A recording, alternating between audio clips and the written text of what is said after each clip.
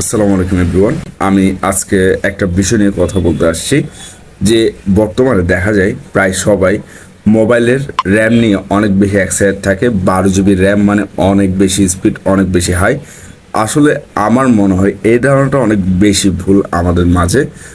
কারণ একটা mobile RAM 12 GB মানে অনেক বেশি স্পিড, এটা না। যদি এমনটাই হতো তাহলে ল্যাপটপের মতো 64 জিবি র্যাম কেন মোবাইল ইউজ করছে না? প্রথমত, মোবাইল আর ল্যাপটপ তো এক জিনিস না বটেই, এবং সেই ক্ষেত্রে একটা র্যাম কি করতে পারে?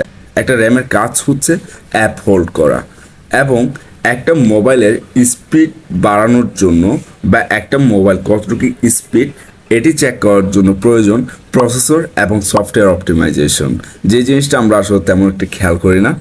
এই ক্ষেত্রে আরেকটা বিষয় হতে পারে যে র্যামটা আরও একটু বেশি বাড়ানো যায় কিনা। আসলে দেখুন, যত বেশি ফ্যাসিলিটিস তত বেশি প্রবলেম। কারণ যখন একটা মোবাইলে র্যাম অনেক বেশি বাড়াবে, সেই ক্ষেত্রে প্রথমত যে সমস্যাটা হবে সেটা হচ্ছে ব্যাটারিতে ড্রেন বাড়বে, এবং সেকেন্ডলি মোবাইল তো অনেক বেশি হিট হবেই, আর একটা মোবাইলের কস্টও বেড়ে যাবে।